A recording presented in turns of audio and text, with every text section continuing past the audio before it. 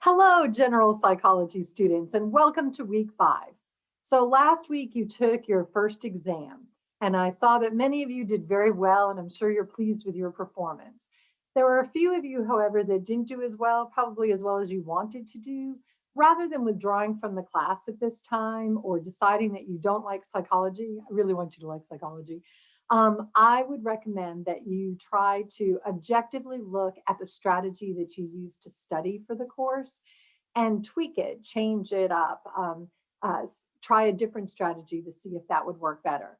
So for example, if for the studying for the Unit 1 exam, you watched the videos and then read the book and then wrote out the answers to the study guide questions, maybe this time read the textbook first and then watch the videos and then write out the answers to the study guide questions.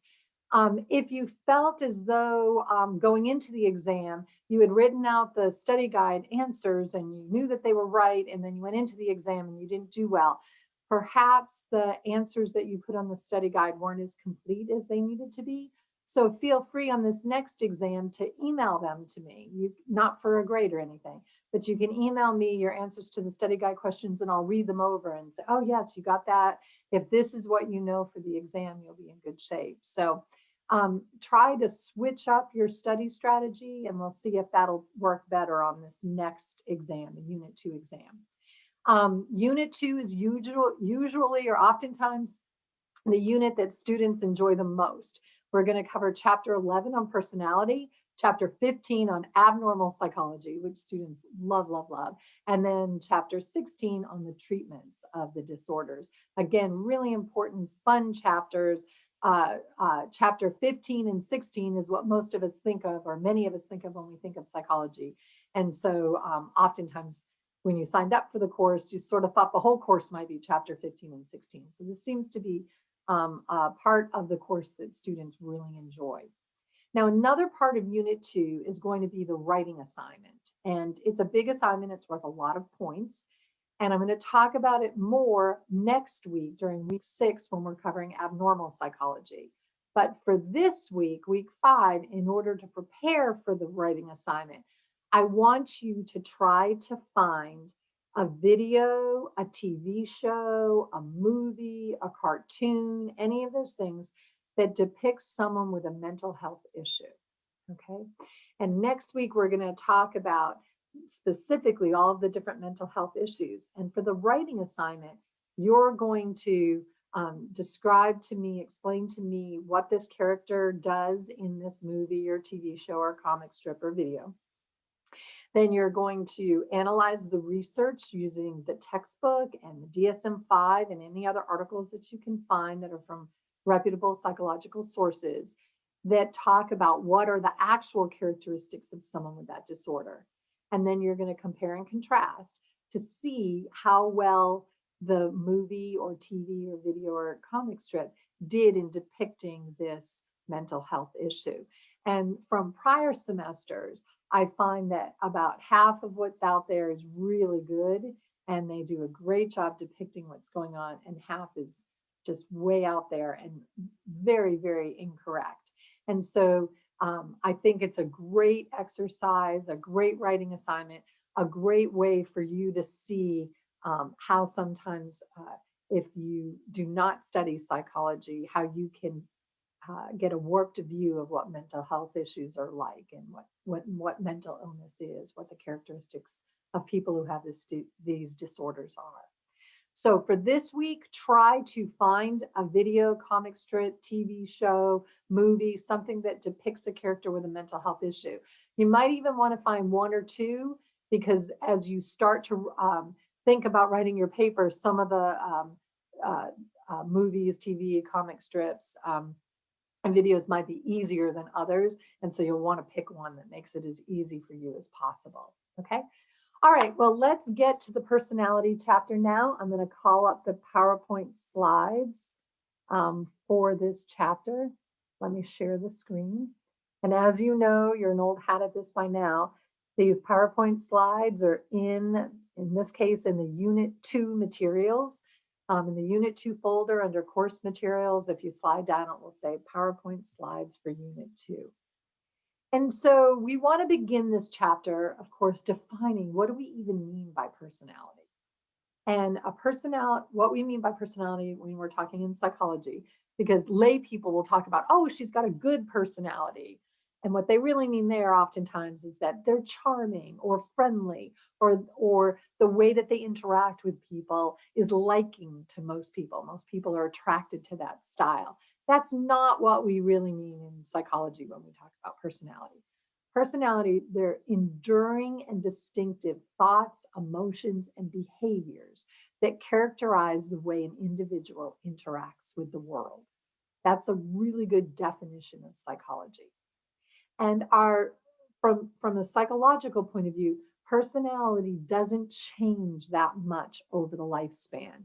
That's why we say it's enduring. Now, it can change, but usually when we're talking about personality, we're talking about this child, the person was like this sort of as a child, as an adolescent, as an adult, and even in the nursing home, because they're going to be in enduring distinctive ways that they interact with the world. So we're going to talk in this video specifically about one of the biggest theorists of personality, and that's by Freud. And so before we get to Freud, I want you to just ask, what characteristics do you think describe your personality?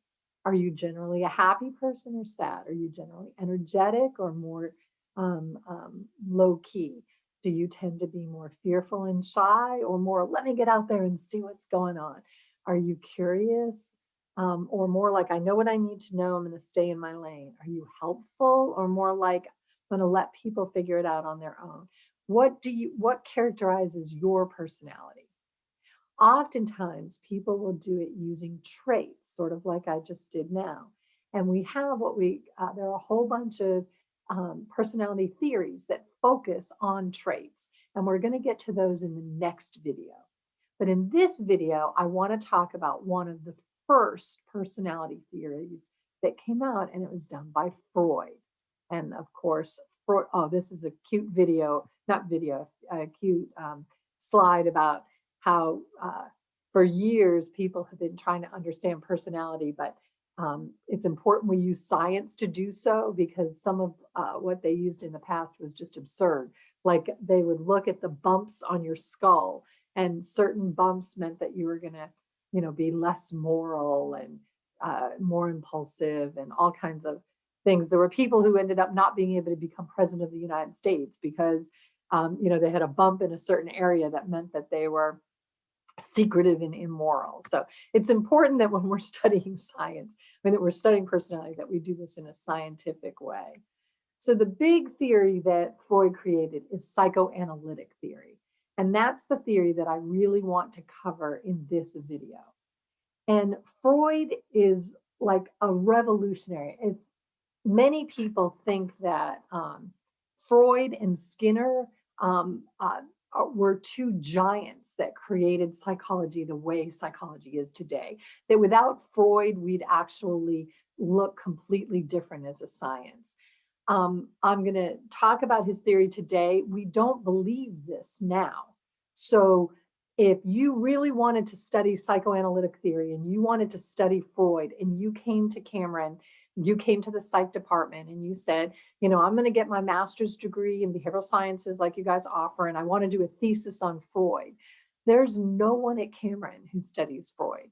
You can even go to premier institutions, not that Cameron isn't premier, but to something that's very more exclusive like Yale or Princeton. There's not even one person there that you could study Freud with. In fact, if you want to study Freud, there's more going on in English departments than there are in psychology departments. But that's not to say that he didn't have a huge impact on us. And it's so important that you understand his theories, because it's been infiltrated into our popular culture. And so if you don't understand Freud and his theories, you're going to miss a lot of references that go on around you. He was also foundational in letting us have a developmental theory at all. So at the time, so he was in Vienna around 1856. He ended up dying in 1939. So this is in a time where people are very sexually repressed. They're not talking about sex ever. And it's also a time when children are seen as mini adults, and they're like they're supposed to be brought into a party, but they're supposed to be seen but not heard. They didn't have a conceptualization that they have different developmental stages and that their brains worked differently depending upon which stage they were in. He's the first one to come up with a developmental theory that lets us see children as not mini adults, but in different stages and forms of development. So revolutionary for his time. And it's really important that you know this. If you look at the study guide for this chapter,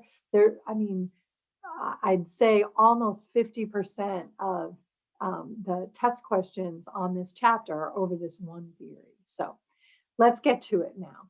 So Freud's theory believes that the behaviors that you give, a lot of the thoughts that you have, the emotions that you feel, the behaviors that you emit, that a lot of them are all based on unconscious desires, things that you are completely unaware of. So that it's beneath your awareness, it's unconscious. And that our unconscious contains memories that we don't remember anymore, beliefs, urges, drives, instincts, and that they guide our behavior even though we're completely unaware of them. And he came up with this pretty famous personality structure that it's important that you know. And we use this all the time. Every textbook you'll look at of an iceberg.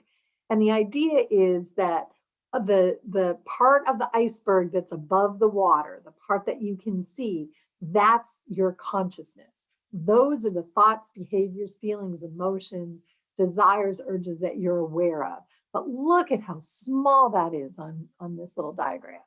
Most of what we're thinking, feeling, our urges, all of this is all underneath our awareness. It's in our subconscious. So if it's above the waterline in this iceberg structure, then we're aware of it. It's in our consciousness. Below the water, it's unconscious. Okay.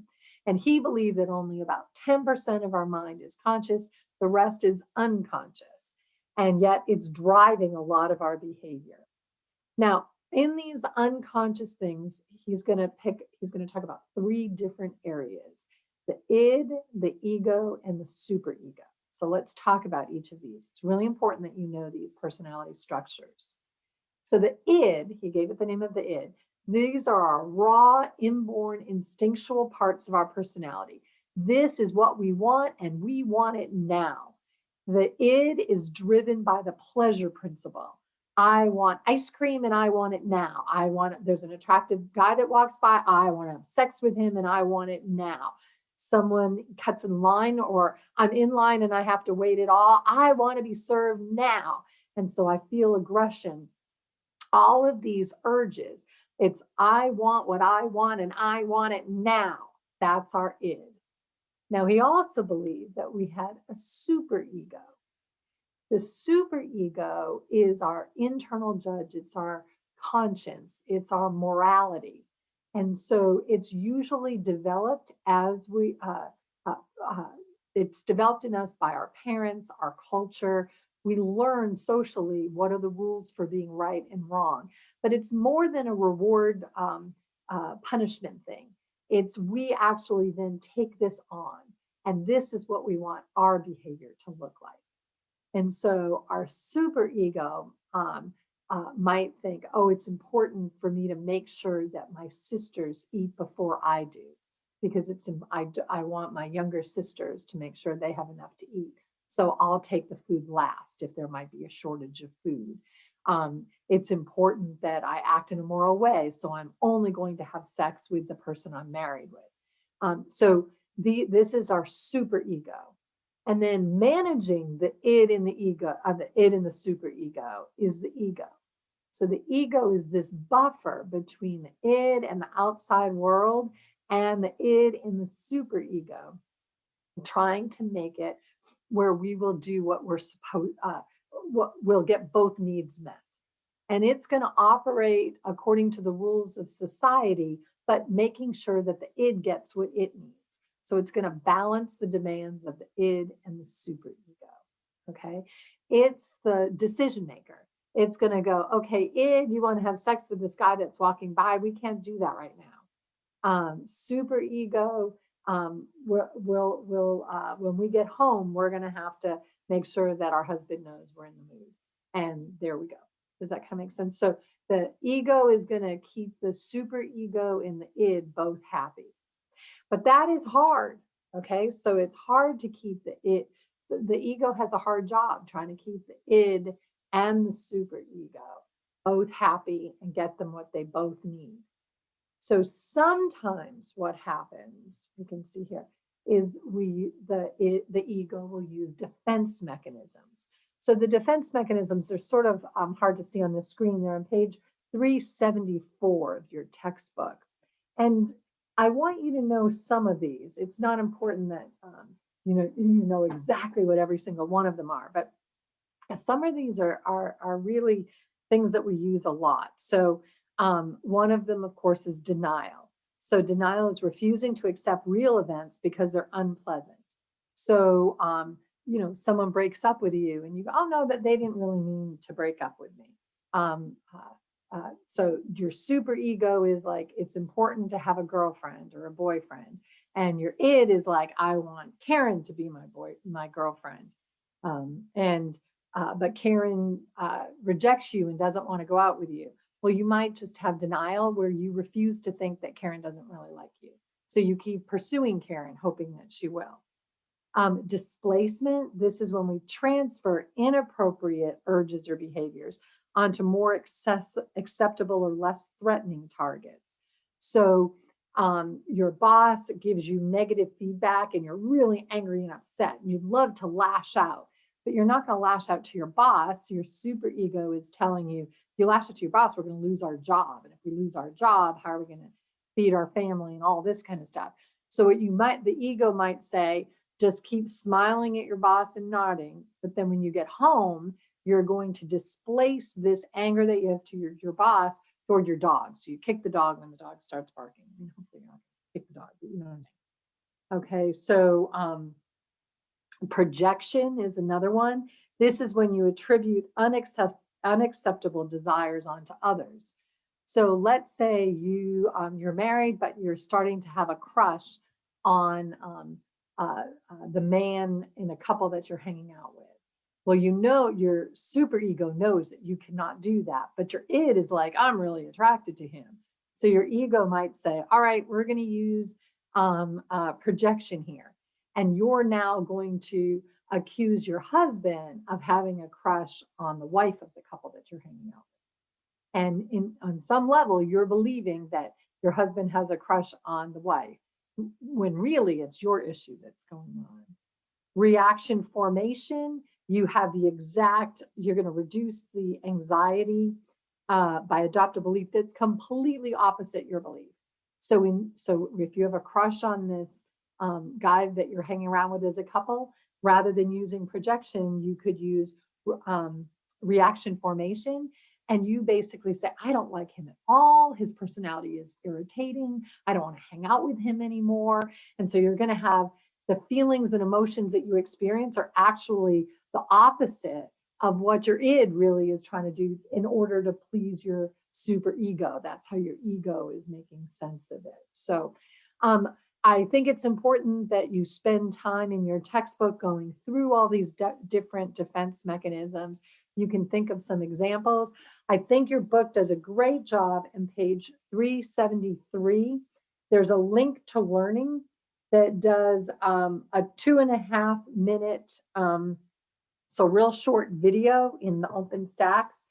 And they create like a little song that will help you to remember all of the defense mechanisms. Now, remember, you get to bring into your exam your 3x5 index card with anything you want written on it. So you could include these on there if you want to, but it might be kind of fun to know the song anyway. So those are the defense mechanisms. Now, the next thing that I want to talk about, really important, is Freud's theory of psychosexual development. And this is very important that you know this. So there are going to be 5 stages that we're going to talk about. And for each stage, there's going to be a pleasure center. It's going to take place chronologically. So I want you to know the name of the stage, the time period when the person has the stage, the pleasure center that happens in the stage, the conflict that's going on in that stage, and then what would happen if that conflict is not well resolved and the person got stuck, or what Freud calls fixated at that stage. What would their adult behavior look like if they become fixated at that stage? So let's begin with the oral stage because it's the first one. So this happens from the first year of life. So it's from birth to 12 or 18 months. And the pleasure center here, according to Freud, is the mouth.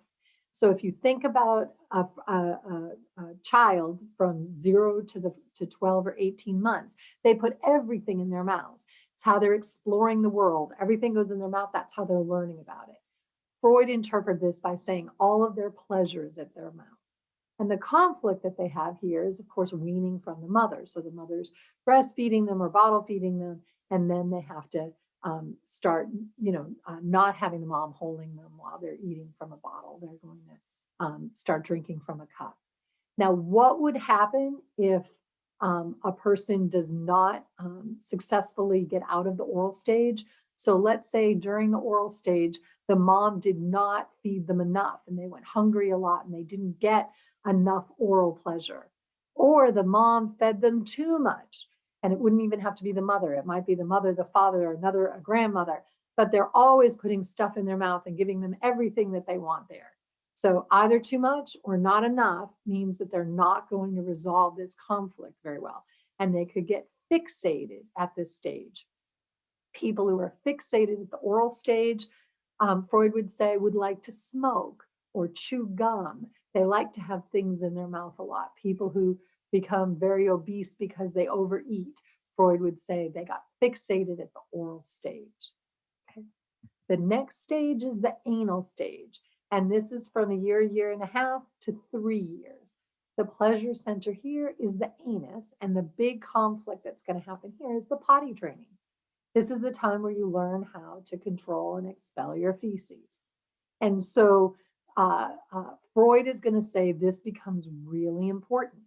And if the parents and the caregivers are too strict and the child is, punished severely whenever they don't appropriately do the potty training, they go in the wrong place, then they could become anal retentive.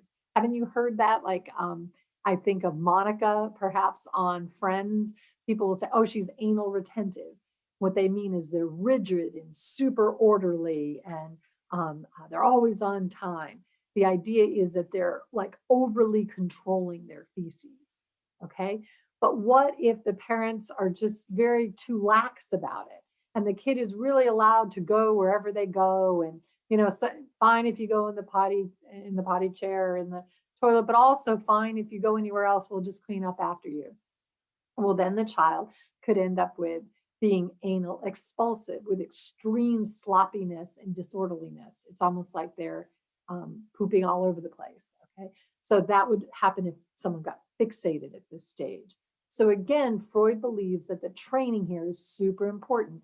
You can't be too strict, but you can't be too lax. There's like a perfect, Goldilocks level.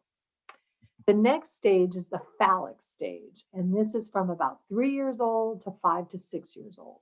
And the pleasure center here is the genitals. And what Freud believed is in what's now called, or he called it, the Oedipal conflict.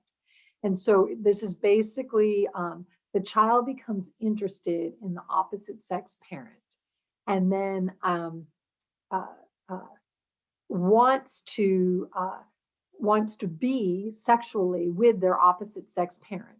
But of course, they know that they can't be. So pretend you're a boy. You want to be with your mother. You sexually desire your mom. But you know that your father is bigger, stronger. And, if you were sexually with your mom, he would be furious with you and you'd be in huge trouble. And he might even castrate you. And so what are you going to do? You're going to identify with your father, become like your father, so that you can then later have someone who's like your mother. Does that kind of make sense? And so the idea, the Oedipal conflict, is that the boys fall in love with their mothers, want them sexually, then because they can't have them, they identify with the father and become like the father. And there's a fear, castration anxiety, a fear of losing your penis. For girls, it was harder for him to make sense of it since they don't have a penis in the first place.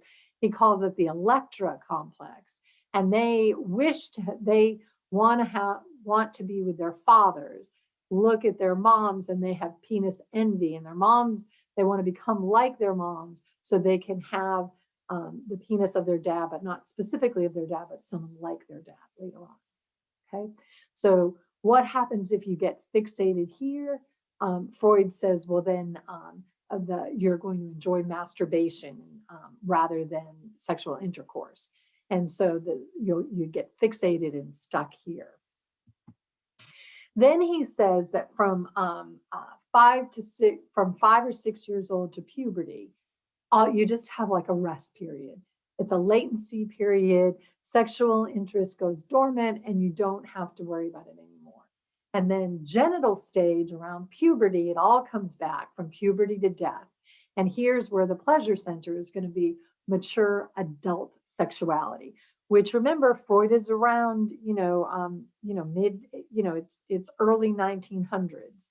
And so masturbation is seen as perverse. And so he believes that only if you've made it through all these stages and you don't get stuck at any of them will you have mature adult sexuality, which for him is intercourse. Now, most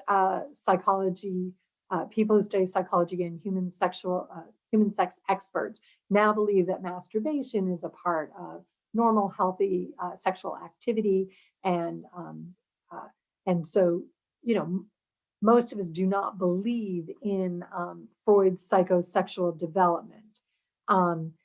Part of the problem in his theory is that it's almost impossible to prove it false. So if the person is smoking cigarettes or chewing gum all the time, well, why are they doing that? Well, because either the mother did too little or too much. Well, how does the mother know if they're doing too little or too much as far as breastfeeding or feeding the child? Well, you don't until you find out later on if the child, as an adult, likes to smoke cigars or smoke cigarettes too much, or has a drinking problem, or eats too much. Then we know you did it wrong. Well, that's not good science. So with good science, we have testable theories where we could say, if the mom does this, then this should happen. So we're going to do a longitudinal study and see if kids that are brought up this way, what happens to them later. And you can't do that with his theory. And so because it's not testable, it's impossible to study it scientifically. And so because psychology is a scientific study of how individuals think, feel, and behave, it sort of falls outside of the purview of psychology now, which is why if you want to study Freud's theory, you really almost have to go to an English department at this point rather than a psychology department. But it's still important that you get this in a gen psych class. It's in every general psychology class across all of the United States and outside of the United States. And it is because it has infiltrated the culture so much. After Freud came some neo-Freudian psychoanalytical people. Alfred Adler has done a lot of work on the inferiority complex and birth order. Karen Horney, stress social issues. Carl Jung has done an amazing job with the collective unconscious, saying that we have archetypes that oftentimes we share in our culture by looking at our fairy tales and our stories. And you can go across cultures and the fairy tales seem to be very different. Very similar. And we have these same struggles. And so Carl Jung believes that the sort of the id, superego, and ego, there are elements of those that exist at a collective level. And there are characters, archetypes that fulfill different roles. And very interesting stuff. If you can read Carl Jung, it's fascinating. And then Erik Erikson talked about social development. So again, even though we don't really believe that Freud, we don't believe in his theory anymore, it played a huge role in psychology, continues to play a role in that most psychology people believe that that many of our desires, urges, the reasons for our behavior remain outside of our awareness. So that's similar to his unconscious beliefs. The id, ego, and superego, the Oedipus complex, Electra complex, penis envy, fear of castration, anal retentive, all these terms you will hear. Now, if you haven't been exposed to this theory before, now that you are, you're going to see all over the place people talking about these things in movies, TV, cartoons, all of this. Okay, in the next video, I will talk about trait theories of personality. So this is it for Freud.